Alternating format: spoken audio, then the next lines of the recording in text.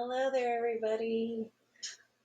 I'm going to be talking to you about stinging nettles today.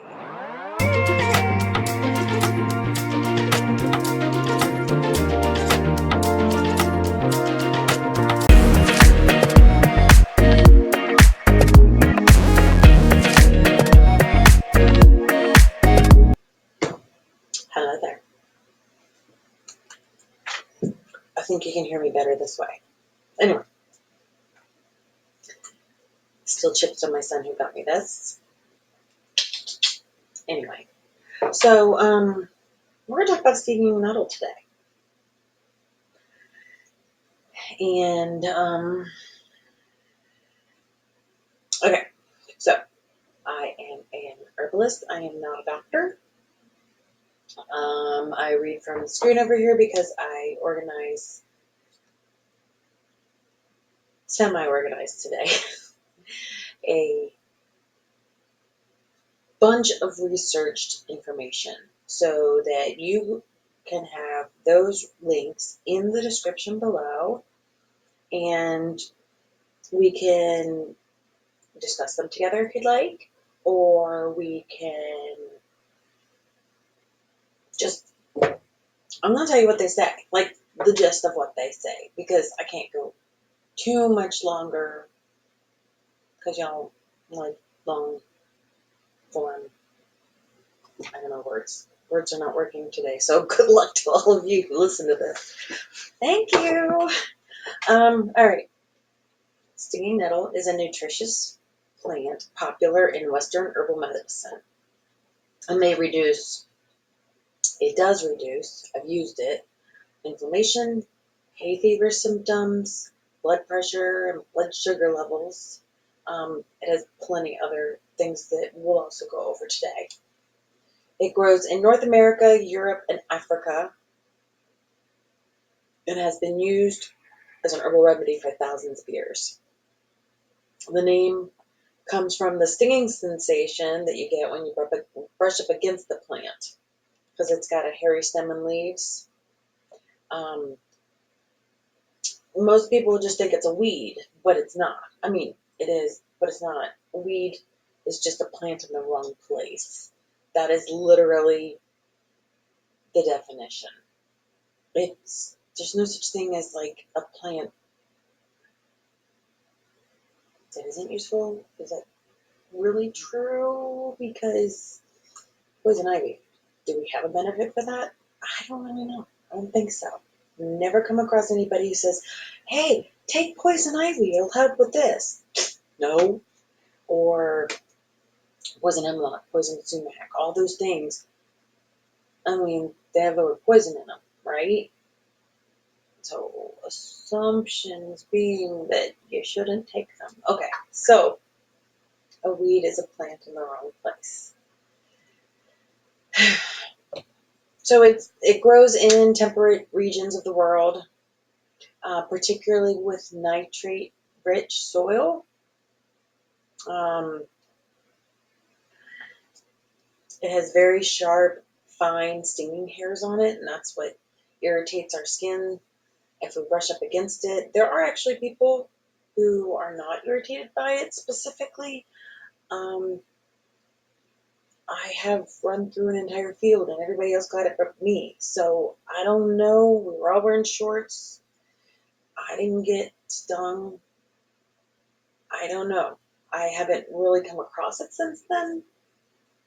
I would love to find it. I'm sure it's somewhere in my property, but I haven't found it.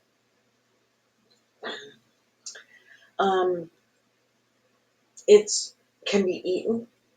It's actually the young shoots being cooked. It tastes like spinach, they say.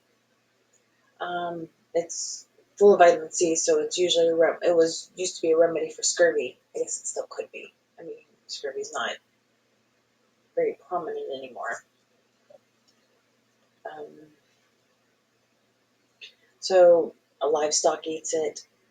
The oils from the nettle seeds used to be used as burning oil in Egypt. Nettles are currently a commercial source of chlorophyll. Okay. And the leaves, roots, and seeds are all used medicinally.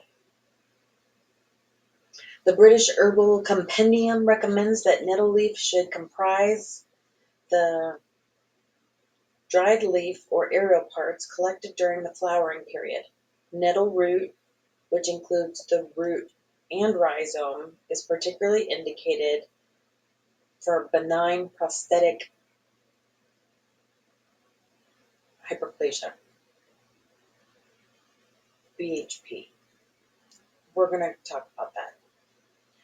Stinging nettle can be taken as a powder, in capsules, or as a tea. It doesn't taste bad at all. I think it tastes pretty good. I use it when we need a high source of iron, if we have any allergy issues. I don't really use it very much more than that in my house because we don't really have those issues that are going to be brought up today in our learnings. Ancient Egyptians used stinging nettle to treat arthritis and lower back pain, while Roman troops rubbed it on themselves to stay warm. Its scientific name, which I forgot how to pronounce. I'm going to look this up. Urtica, that word. Come on, come up. Sorry. I had it, I looked it up, and then I need to remind myself. Pronunciation. I can type. Okay. It's coming up.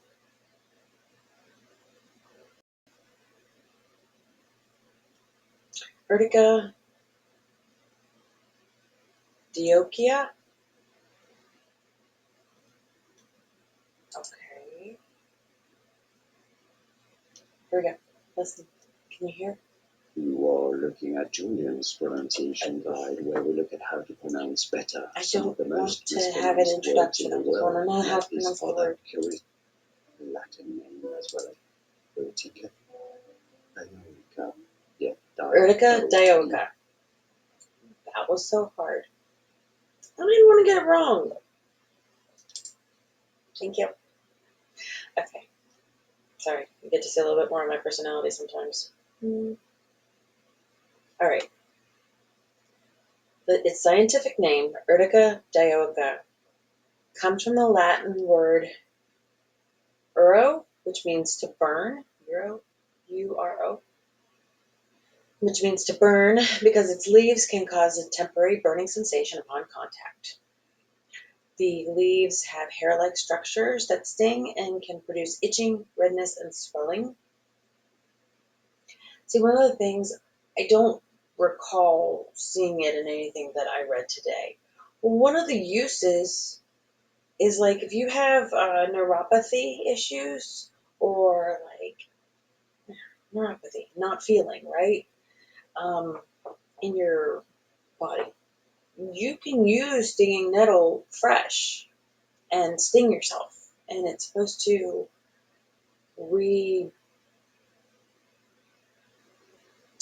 make the nerves fire again, or at least that's the idea. I have not used that. I have not come across that, if anybody doing that, but that's what I have read in other sessions, and I didn't add that into what I'm writing here. It is one of 6 subspecies within the Urtica genus. The native range of stinging nettle, also known as common nettle, you'll just hear people call it nettles oftentimes too. But we just said Europe, Africa, this says Asia and North America. They all have different medicinal qualities, but the Urtica dioica is the one that is used the most.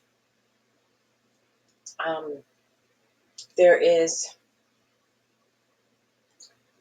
4 different kinds. I'm going to put them here because my pronunciation of some of these scientific terms is, I used to be really good at hermeneutics. This is not.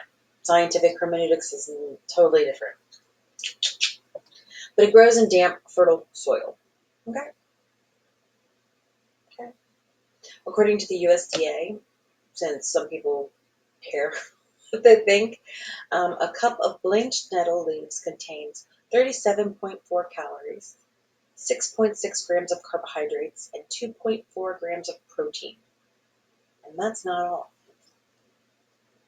It has vitamins A, C, K, and B. It has minerals calcium, iron, magnesium, phosphorus, potassium, and sodium. It has fats in it, linoleic acid, palmitic acid, stearic acid, and oleic acid. It has amino acids, all of the essential amino acids, polyphenols like camphorol, quercetin, caffeic acid, coumarins, and flavonoids.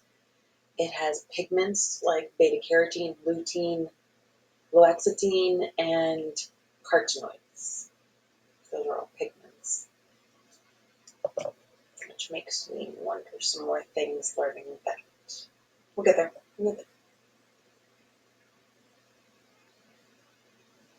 Because it's mainly used for, I think, what I've read and what I've understood and what I've experienced from other people using it and recommending it. It is mostly used as an antihistamine. And the antihistamines have all those, the vitamins, the minerals, the phytonutrients. It helps with so much stuff. So those are the constituents of stinging nettle. It also helps with gout. There are many people that I know who suffer from gout issues, and gout is when you have high uric acid accumulates and crystallizes in the joints in the body, producing inflammation and agonizing pain for some people. Stinging nettles can help eliminate that excess uric acid and alleviate symptoms of the condition. Brewing a cup of stinging nettle tea is a common technique to relieve gout inflamed joints. It can help with a UTI. It just detoxifies the body. We're going to get there. Along with, if you take vitamin C and cranberries, in addition, like cranberry in any form, juice, I have a tincture, I have a couple different things. Tincture is kind of just an alcoholic juice. It's kind of. But you put the stinging nettle in with that, that combination formulation, and it can reduce inflammation in the bladder and the urethra and can cure bladder infection. Nettle tea helps to flush out infection causing germs from the urine. So it would also prevent kidney stones. Nettle tea, or nettles in general, depending on what form you want it in, has been long recognized as a diuretic and has been therapeutically utilized for urinary tract ailments and kidney stones. Phytochemicals present in the plant, such as flavonoids, anthocyanins, saponins, they all aid in preventing calcium and oxalate deposition, and growth of the crystals in the body. Um, menthanolic extract, basically an alcohol extract made with not menthol,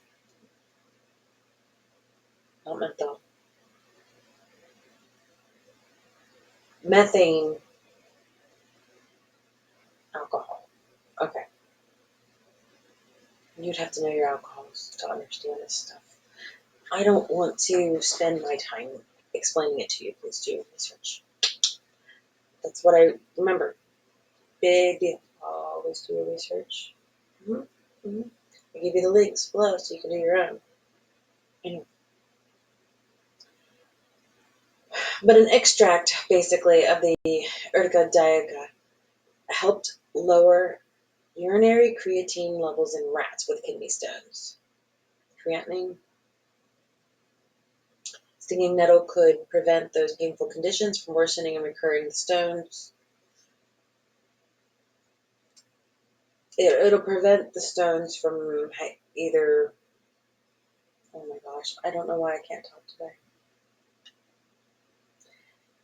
It will make the stones either pass by themselves or dissolve so that they obviously will pass. Hoping that they won't have to go through surgery to get them removed. One of the constituents of stinging nettle is silica, along with all those other ones. So it's really good for your nails. Yeah, I need to have some stinging nettle. My nails are not doing so hot right now. But it will help your nails grow longer. Healthy nail growth. It's good for skin and nails. I'm sorry, skin and hair.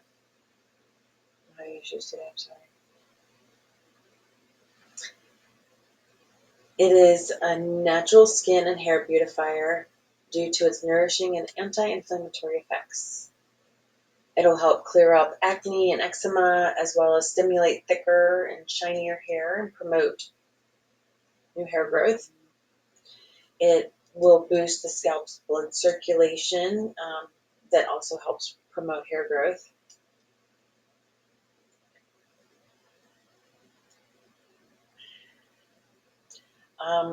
I make my own shampoo.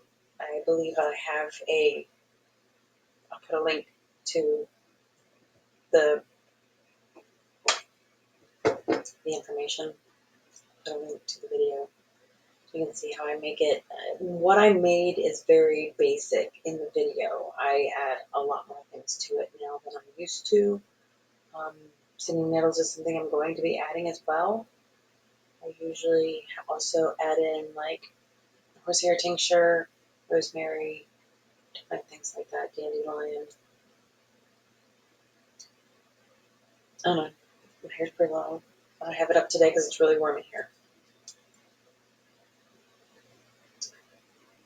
Let's see. Benefits women's health. It will give overall health to the female reproductive system and often includes help for postmenopausal syndrome. It does not say anything for premenopausal or perimenopause, but I can't imagine it wouldn't, and I'll tell you why soon.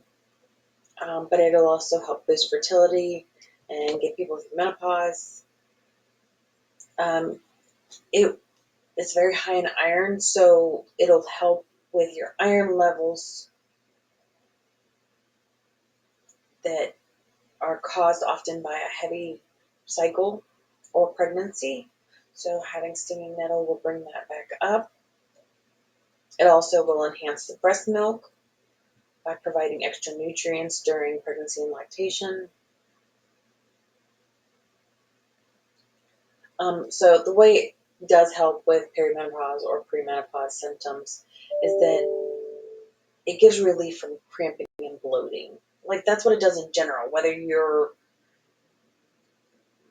even if you're not menopausal of any sort, it still will minimize also the blood flow because it has astringent capabilities. Iodine does that too. I usually have purchased the J. Crow's 5% on Amazon, and it minimizes the blood flow of a period and makes it shorter. I have multiple people, including myself, when I used to have all those female, young female issues. Yeah, iodine really does help a lot. You don't need to take it every day. Just kind of like a week before to a week after, it will help a lot. But that's just a side note.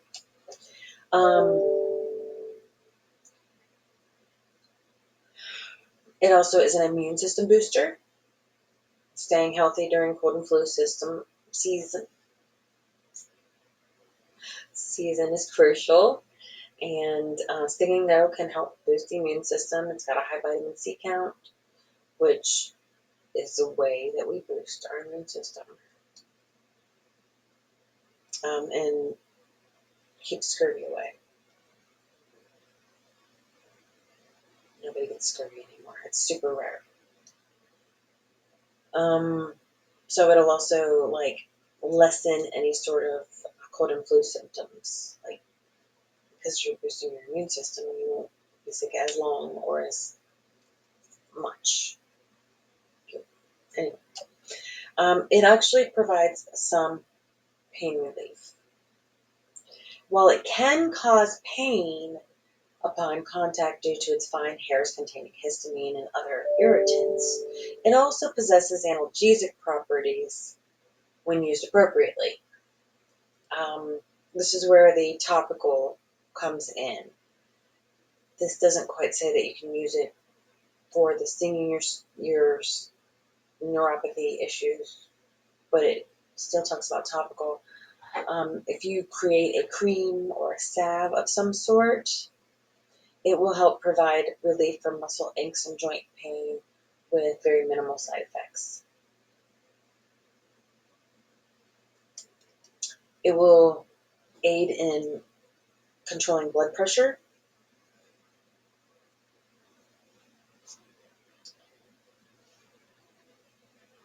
Because basically it enhances cardiovascular health factors and reduces inflammation. So therefore, and also with the nutritional properties of it, it will help regulate blood pressure and blood sugars as well, because it enhances insulin release by the pancreatic islets of, wow, I don't know that word. It's the flavonoids and the antioxidants in it that lower fasting blood glucose levels. Anti-cancer properties, like the lectins in it and the flavonoids, helps reduce inflammation indicators, which are where your cancer properties are. It helps with autoimmune diseases, such as rheumatoid arthritis, and any sort of inflammatory autoimmune disease. So we talked about how it detoxes. I mentioned how it detoxifies the body. The ethnopharmacology, the Journal of Ethnopharmacology suggests that it can act as a diuretic, ensuring that toxins neutralized in the body are quickly eliminated. We're getting rid of toxins here. That is huge. Because, well, we walk outside and we breathe, and more than likely we're getting toxins too. Think of the car fumes. There are states that do not have emissions testing. And you walk across the street where those cars have been, you're inhaling all those toxins. I think about that stuff, and I'm like, how are we even alive? Because our bodies are pretty smart. We just have to learn to listen to them. It will improve the nutrient uptake efficiency of the gut and ensures that digestive processes run smoothly, therefore preventing the accumulation of harmful toxins. It can also stimulate the lymphatic system. We talked about cleavers last week and how that's a big lymphatic system mover. So I'm pursuing some formulations in my mind. But basically, it helps the body get rid of excess toxins through the kidneys as well. It supports eye health. Beta carotene is really good for the eyes. Vitamin A is really good and helps preserve eye health. Nettle leaves contain 10 times more beta carotene than wheat and barley flour. It reduces the risk of infection because nettles especially in tea form, is usually what these are referring to. It exhibits antimicrobial, anti-ulcer, and antibacterial properties that help prevent infection. It can also help prevent alcohol-related ulcers.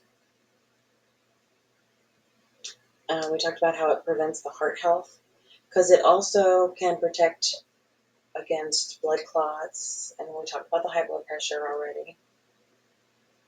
Prevents heart disease, kidney and bladder health, kidney and gallbladder health. That's kind of like a given since it's in a detoxing. You can use the root, the leaves, the flowers, everything of the plant. So in all this, we know, because we've also said it every time, every plant reduces inflammation. That's just what they do. They try to tell us that meat causes inflammation, and I don't fully have a good opinion on that, because it does, but it's not like not always a bad inflammation. I think everything, remember we talked about this, everything in moderation. So, I mean, veggies, plants, you don't really need moderation for like consuming it as a vegetable, like as an edible thing. Meat, I'm a high proponent of meat. I freaking love my burgers, steaks, just love them. So I'm not going to ever tell anybody not to have those. Make sure you have a side of veggies. Balance, moderation. So in human studies, applying a stinging nettle cream or consuming stinging nettle products relieve inflammation conditions such as arthritis. And it also said, and it will also help your body heal itself and fight infections faster. For instance, in a 27-person study, applying a stinging nettle cream to areas affected by arthritis significantly reduced pain compared to a placebo treatment. In another study, taking a supplement that contains stinging nettle extract significantly reduced arthritis pain. Additionally, participants felt that they could reduce their dose of anti-inflammatory pain relievers because of the stinging nettle. That's always good. If we are lowering our intake of pharmaceuticals and uptaking our use of herbs, that makes me happy. My little herbalism heart makes me happy. It also helps with symptoms of an enlarged prostate. This is where it comes into the male reproductive health. Up to 50% of men aged 51 and older have an enlarged prostate gland. The enlarged prostate is commonly called BPH, benign prostatic hyperplasia. Scientists aren't sure what causes BPH. I can tell them what causes it. But it can lead to discomfort during urination. Studies have found that stinging nettle helps alleviate symptoms of BPH. Animal research reveals that the powerful plant may prevent the conversion of testosterone into dihydrotestosterone, which is a more powerful form of testosterone. Stopping this conversion helps reduce prostate size. Studies in people with BPH have demonstrated that stinging nettle extracts alleviate short and long-term urination problems with no reported side effects.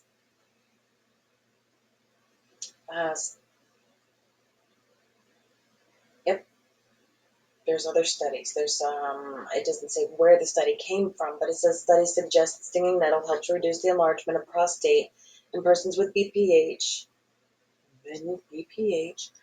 by changing hormonal levels and interacting with prostate cells and alleviating other symptoms. It helps with osteoarthritis and joint pain. It will help with rheumatoid arthritis as well. Nettle works alongside NSAIDs to allow patients. This is the third time I've tried to re-record this part. All right, we talked about how it helps with allergies. We're going to move on to the side effects. There are medications that interact with stinging nettle because stinging nettle does the same exact things as these medications. And so that if you're having drugs for high blood pressure, such as ACE inhibitors, beta blockers, calcium channel blockers, blood thinners, diuretics, lithium.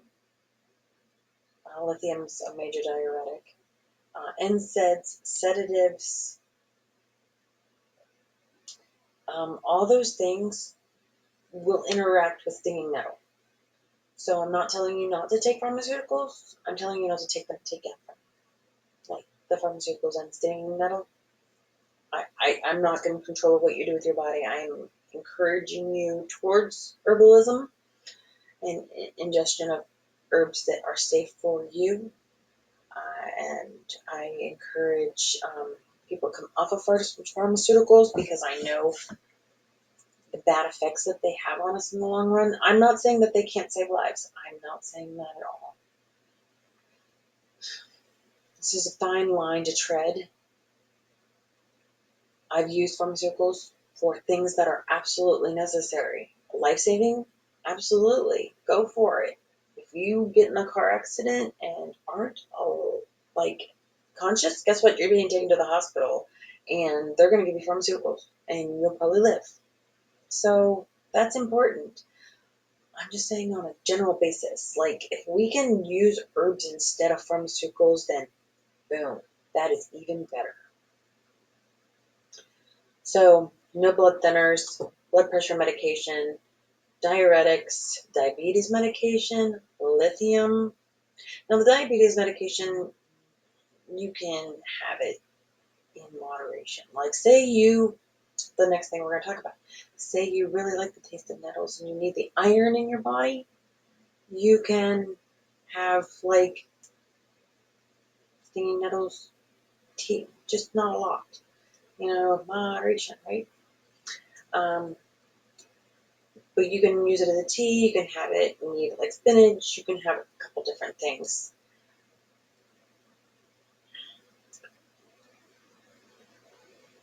But if you come in contact with fresh stinging nettle, it can seriously cause an allergic reaction from the barbs that are on it. It has histamines in it, serotonin, leukotrienes, formic acid, acetylcholine, and all those compounds can cause rashes, hives, bumps, itchiness. It's going to give you an allergic reaction if you have it fresh and you don't need it for a very specific purpose. Once it's dried, it no longer has that problem. You can just touch it nice and easy. There are people who are allergic to Urtica. There's people going to be allergic to almost anything. And you'll know real fast because it'll give you a life-threatening allergic reaction. But you would probably know that ahead of time and have like an EpiPen with you or something. I don't ever recommend having it fresh. You can pick it while it's fresh and then dry it. Pick it with like thick gardening gloves and carry it, dry it, and then it's not itchy anymore. It won't cause any allergic reactions after that, unless you're just allergic to it in general.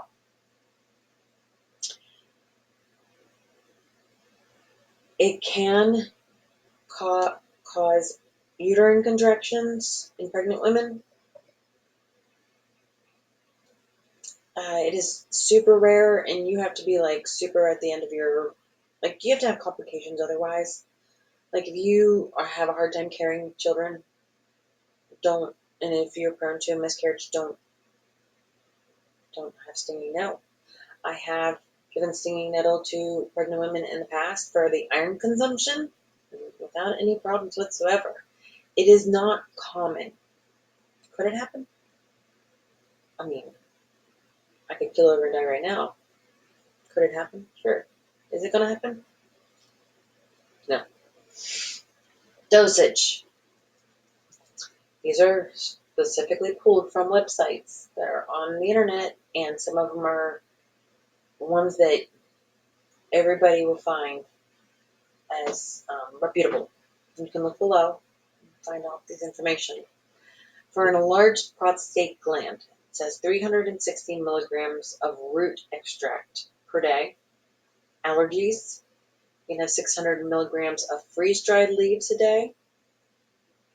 I have a freeze dryer, so I could do that. Capsules, 8 to 12 grams of dried leaf per day, or 4 to 6 grams of dried root daily. The roots are stronger. Tinctures, 2.5 to 5 milliliters 3 times a day, and 1 to 5 ratio, 40%. Hot tea infusion, pour 1 cup of boiling water over 1 to 3 teaspoons of dried herb and infuse for 5 to 10 to 15 minutes. Drink 3 times a day. I'm all up here so that anyway, we talked about that. Most studies and products on the market recommend between 450 and 1,200 milligrams per day. In a large prostate study, however, 120 milligrams of stinging nettle root dry extract was used in combination with herbal product containing 160 milligrams of saw palmetto fruit extract. And this clinical trial, they took 2 capsules daily for 24 weeks. So combining those together can help. There are culinary uses. We kind of talked about this. We touched on it. Young leaves are edible when cooked and steeped in teas. You can add a nutritious twist to soups, stews, smoothies, while neutralizing their sting in the process, because once they're processed, they don't sting anymore. Or if you're going to wear your gloves with a stinging nettle leaf and then drop it in your hot water for tea, guess what? It's not going to hurt you once it's already processed. You can incorporate stinging nettles into pasta dishes. Anything that you would like spinach or kale in, you can use stinging nettle. It has an earthy flavor, but it's really, I like it a lot. It tastes pretty good. For gardening, the plant typically grows anywhere from 2 to 5 feet in height. It blooms from June to September. It grows best in nitrogen-rich soil, has heart-shaped leaves, and produces flowers that are yellow or pink. When harvesting, always use thick gardening gloves to protect yourselves from the stinging nettle stings. It is also best to harvest young plant parts, preferably in the spring, and they become more bitter after they flower or as they age. And that, my friends, is what I have for you about stinging nettle. There was quite a few hiccups right there. But we got through it, and I appreciate you being here and staying till the end, because that is huge for my page, my channel, what do you call it? We're all here. We're happy. I'm happy with you. I very much appreciate you being here. It makes me happy. And I know some of you that are watching interact with me, and I enjoy those interactions. So You're definitely appreciated.